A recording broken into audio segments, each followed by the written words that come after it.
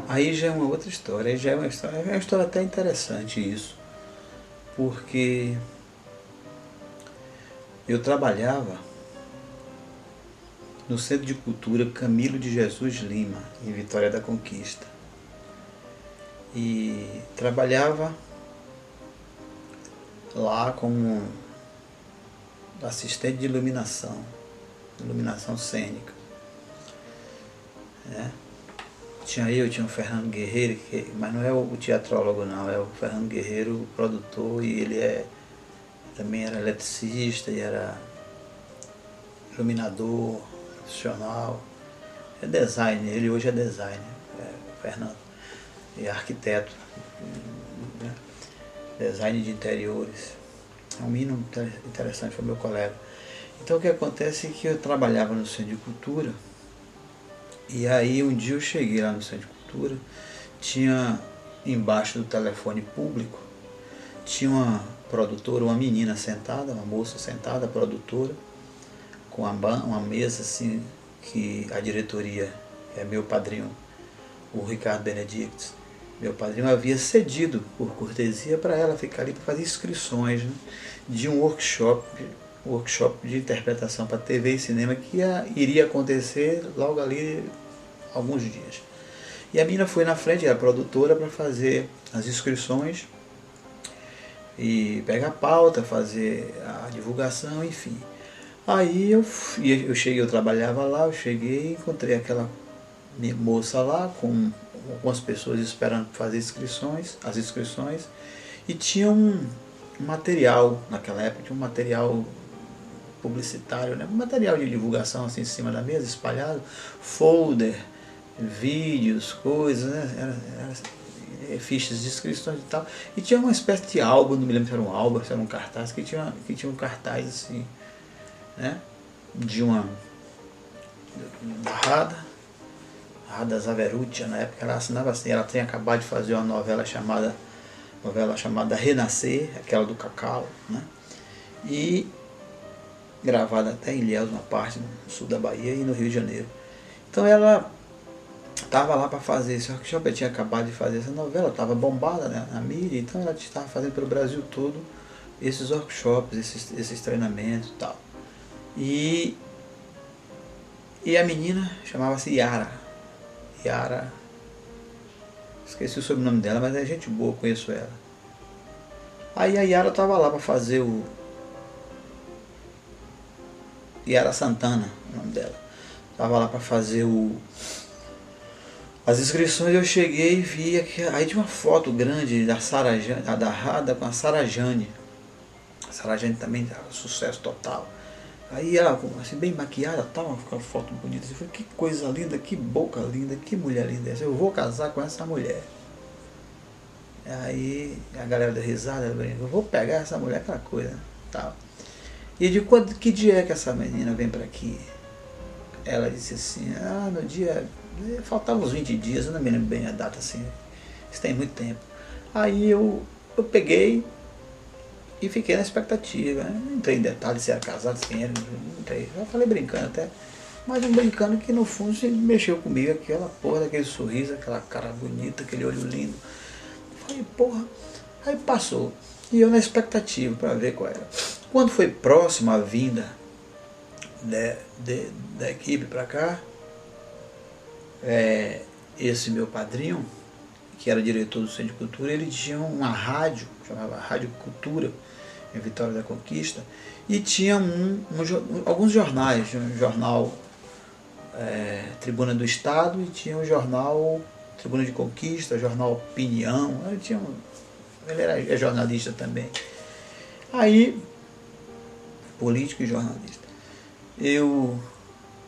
Exatamente no fim de semana que ela foi ministrar o curso, inaugurou uma estrada ecológica que sobe de Livramento do Brumado, ela sobe 15 quilômetros de serra subindo, um asfalto verde, para Rio de Contas, em cima do Pico das Almas. E eu fui escalado com o filho dele e outro amigo, Ricardinho e César Carcará, para irmos juntos para para lá para cobrir essa coisa toda. Nós sempre íamos fazer as matérias lá na região da Chapada, sudoeste todo. Então fomos. Mas eu também não me toquei. Quando me toquei, que na segunda. Aí passamos o fim de semana, fazendo essa cobertura, etc. O governador, o senador Antônio Carlos era vivo. Bom, foi uma comitiva e a gente fazia parte dessa comitiva. E quando eu voltei, retornei de viagem, e chegando lá na segunda-feira, pelo BATV, foi que eu vi ela dando a entrevista, falando sobre como foi o workshop para a TV Sudoeste. E aí foi aquela coisa de, porra, perdi o pulo, né? Perdi a oportunidade. Ela já tinha vindo embora, eu fui procurar a Yara ainda ficou mais uns dias lá, porque ficou hospedada na casa de meus amigos, que eram meus amigos também, na casa de Marcelo, de Patrícia, filhos de Lídia, que é uma amiga minha também. Os meninos também eram meus amigos, são meus amigos. Aí eu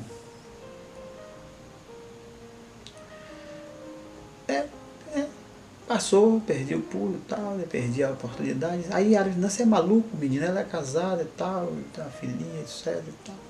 Falei, bom, então tudo bem. Isso passou, eu me casei de novo, eu já estava separado da mãe de meus filhos, mas eu casei de novo e fiquei vivendo lá mais uns 5 anos. Aí terminou que eu vim embora, né? Saí de lá, fui pra cá e tal. Meu pai estava morando aqui perto, em Dias d'Ávila, e eu fui pra lá, passar uns dias, etc. Mas meio assim, separado, meio sem rumo, com um filho pequeno, né? A minha menina veio comigo, era pequenininha, a Vitória. Aí meu cunhado, meu ex-cunhado, que era casado com minha irmã, ele era sócio de uma empresa de restaurante industrial. E ele estava com uma obra grande em Aracaju, era um oleoduto que saía daqui, um gasoduto que saía daqui de Alagoinhas, e ia até Aracaju, de Aracaju ele ia para até Natal ele entrava para Bolívia. Era uma obra imensa, eu não sei que fim depois se concluiu isso, vou até me informar. Aí tinha um consórcio de empresas grandes, naquela época daqueles problemas todos, e tinha lá um restaurante industrial enorme, era uma puta de uma churrascaria enorme, que ficavam as máquinas, ficavam as pessoas, era assim, fornecia alimentos para 800 pessoas, 800 funcionários, né? Então era porrada. Eu também sou gerente de alimentos e bebidas, né? Eu fui gerente de alimentos e bebidas de Porto Seguro de alguns hotéis, e depois, nos anos 90, início dos anos 90, na época que eu morei lá, eu tenho experiência, fiz alguns cursos nessa área de hotelaria. E estava em casa e meu cunhado disse, você não quer ir para lá não, passar um tempo, aqui só indo para a praia e tal, filho pequeno. Eu digo, é uma boa, eu fui. Fui para lá, convite de meu cunhado. Meu cunhado era sócio de, meu pai chamava Antônio Carlos, Carlinhos, beleza. E o Bordoni, o Antônio Bordoni, Toninho Bordoni, é dono de uma empresa chamada, eles eram dono de uma empresa chamada Degustar. Eu fui para lá para ser gerente de alimentos e bebidas. Ficava lá, comprava as coisas, né? Tinha quase como se fosse um supermercado dentro da obra, que administrava aquela coisa toda, um depósito grande, era um mercado, um supermercado. Eu só fazia liberar o material que era requisitado pelo pessoal da cozinha, né? Da cozinha industrial. E aí liberava, comprava, organizava, fazia aquela coisa, tabela internacional de nutrição, enfim. E fui para lá. E nós ficávamos hospedados, né? Só vinha de 3 em 3 meses para Salvador. Ficavam hospedados eu, meu sobrinho e meu cunhado. Magno, meu sobrinho, e Beleza, meu ex-cunhado. E na época. E aí, depois do expediente, depois das atividades encerradas, que era 8 horas da noite, serviu o jantar, ficava supervisionando, tinha o pessoal lá à frente, tinha o pessoal da cozinha. A gente ficava um pouco na TV, assistindo televisão, aí eu vi pela TV uma chamada de venha fazer um curso de interpretação, de dicção, porque nessa época, já anos depois, eu falei, eu conheço essa figura. Ela estava fazendo um trabalho, acho que até para para uma grande emissora de TV aí, tirando o sotaque que naquela época era necessário. Cada emissora tinha um jornalista. Para dar a notícia nacional tinha que ter um jornalista sem sotaque para dar a notícia nacional. E depois acabou isso, ficou, com sotaque mesmo, que é bonito, ficou legal, ficou tudo muito bacana, porque mostra o Brasil do jeito que o Brasil é mesmo. Que é interessante isso, né? Mostrar a diversificação do Brasil, a diversidade do Brasil. Mas nessa época tinha essa coisa, né? As emissoras tinham isso. Quem dava na notícia nacional tinha que ter o sotaque, não tinha que ter sotaque. E ela tinha um trabalho de tirar o sotaque de um dos jornalistas, de todas as afiliadas dessa emissora.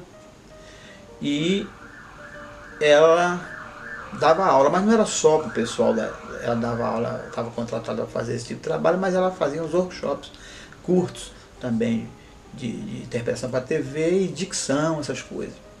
Respiração, que é um dos cursos que ela ministra até pouco tempo, ministra até hoje, na verdade. E eu vi pela TV e fiquei estupefato com essa figura. Quando passou o nome, Radha Rezedar, eu digo, porra, é ela, eu acho que é. Aí eu vou ligar, aí passava um telefone, aí eu liguei. Nessa ligação, eu me identifiquei e comecei a fazer perguntas a respeito do curso, né? Dicção e tal. Conversei bastante, mas eu pensei que estava conversando com um assistente, com um auxiliar, mas na verdade era ela, né? Aquela voz maravilhosa, ela tem uma voz muito linda. A Radha tem uma voz maravilhosa, eu adoro a voz dela, voz aveludada, voz macia, ela sabe bem, ela tem uma dicção maravilhosa. Aí marcamos, aí eu fui fazer a inscrição. Quando eu chego para fazer a inscrição, quem está lá era o marido dela, né? Meu amigo, foi meu amigo depois, tudo.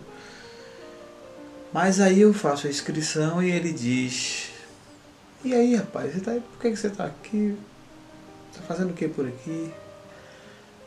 Você é da área de audiovisual e tal. E começamos a falar sobre o assunto, aí ele disse, não, eu estou aqui por isso e isso, e estava lá separado. Estava lá em Salvador, Dias d'Ávila, na região, fazendo umas coisas com meu pai estava meio de bobeira, meu cunhado me convidou, eu vim. Quando agora eu vi pela TV, essa semana eu assisti pela TV um chamado, me interessei, eu estou precisando, porque eu tive observando um trabalho que eu fiz lá na região sudoeste, e eu precisei substituir a menina que era a âncora, que estava fazendo um documentário sobre a mandioca, né, a farinha de mandioca na região sudoeste, e para um deputado, e precisei substituir, a toque de caixa, não tinha quem fizesse o trabalho, eu fui fazer. Mas não é a minha praia, eu vi depois que estava ofegante e tal, para continuar a matéria, mas eu finalizei porque era uma coisa simples, assim, foram 3 cópias, eu fiquei com uma, mandei uma para a Câmara, os deputados, e o deputado ficou com uma, o arquivo pessoal dele. Aí eu vim fazer o uso, me interessei, escrevi. E aí na conversa ele me disse, eu também estou separado, estou indo embora amanhã, vou fazer a campanha, vou a Salvador, depois eu volto para fazer a campanha do governo de Alagoas, coisa assim, foi para Maceió. E aí eu fiquei lá, né? Fiquei nesse ínter, e ele me chamou para ele sair na área verde assim para fumar, acho que eu fumava também na época, aí fumei, fiquei lá fumando um cigarro com ele, batendo papo, aí ela chegou de táxi, num táxi, e aí entrou com as apostilhas na mão, e tal, as apostilhas na mão, o curso e tal. Eu digo, poxa, aquele olhão lindo, aquela coisa, né? Foi um impacto assim, eu fiquei lá, fiz o curso e tal. Só que eu não fui para a confraternização de finalização do curso, porque chegou um pessoal da diretoria das empresas do Canadá, do Japão, da China, do consórcio, esse pessoal do consórcio que estava fazendo essa obra, e precisou o pessoal, toda a equipe, ficar lá até mais tarde. Nesse dia eu não pude ir, e ficou lá para dar suporte, né, dessa recepção. Aí, mas eu liguei e porque eu havia dado um cheque e pedi, o cheque vencia numa data, pedi que não colocasse, e o curso terminou no dia 12, dia 10, eu vou, coincidentemente dia 12 de junho, dia dos namorados. Eu fui resgatar o cheque. Eu havia convidado, eu havia a convidado para ir para jantar, sair para jantar, num restaurante lá perto da casa do senador Albano Franco, tinha um restaurante espanhol muito bom, meu paella lá, mas ela disse, não, eu vou comer uma pizza mesmo, tal, como diz menos, né? Aí eu fui comer essa pizza para resgatar meu cheque e ficamos conversando. Aí a tônica do nosso papo foi sobre Maracangalha, os projetos que eu tinha para Maracangalha, que eu havia conhecido Maracangalha, meu saudoso cunhado, minha saudosa irmã, me levaram lá e lá era um lugar maravilhoso, bucólico, que tinha um cenário maravilhoso para filme e tal, tinha umas histórias massas, né? Conhecia as pessoas, um cônsul que tinha um livro do Berbet, do Augusto Berbet de Castro, que chamava Sete Samurais, né? O Cine Maracangalha, né? Que foi interessante a história. E terminou que anos depois nós fomos para lá e fizemos realmente alguns filmes, uns 5 filmes lá. O último foi agora, em janeiro de 2000, fevereiro de 2019, há poucos um ano atrás, né? E enfim, isso aconteceu. Mas nesse ínter tem um assunto interessante. Ela me disse, eu estou indo embora, mãe, eu digo, porra. Aí veio para Salvador, foi para Salvador, eu fiquei lá em Aracaju. Mas ela ficou com a casa montada, fechada. Eu arrumei um caminhão da empresa e o caminhão trouxe a mudança dela para Salvador. E enfim, aí eu fiquei, né? Quando eu vim, nós vínhamos sempre feriadão, aí estava próximo ao São João. Então ela veio dia 12, ela veio dia 13. Quando foi dia 20, eu vim também. Cheguei aqui, já havia mandado a mudança e tal. Eu vim e eu não voltei mais. Fiquei, abandonei o trabalho. Eu não tomei um prejuízo grande porque meu cunhado e o Bordone, o Beleza e o Bordone, eles amaciaram para mim o negócio e eu consegui receber os meus direitos normais, eu não perdi, não tive prejuízo, me pagaram tudo como se tivesse. Isso um mês depois, sem ir. Eu abandonei o trabalho mesmo, por causa dela. E fiquei indo. Ela estava reestruturando a empresa dela, porque funcionava lá, mas aqui em Salvador tinha encerrado as atividades já há algum tempo, uns 4 anos, 3 anos, eu acho. Ela voltou, estava reativando, aí eu dei suporte, eu vi e não voltei mais. Agora tem um detalhe, o meu cunhado, só quem ia e vinha com ele era eu, porque as outras pessoas, inclusive o filho dele, meu sobrinho ia de outro carro, e o pessoal vinha numa van, e eu no carro dele ia, eu e ele sempre juntos, fazendo companhia. Só que eu vim e não voltei. Aí, quem voltou foi o cozinheiro. Na estrada, no trajeto para Aracaju, ali nas proximidades de Rio Real, teve um acidente fatal. O meu cunhado morreu na hora. E o cozinheiro que ia em meu lugar, ele escapou momentaneamente, foi à delegacia em instância prestar a declaração, tal, prestar queixa, enfim, fazer a ocorrência.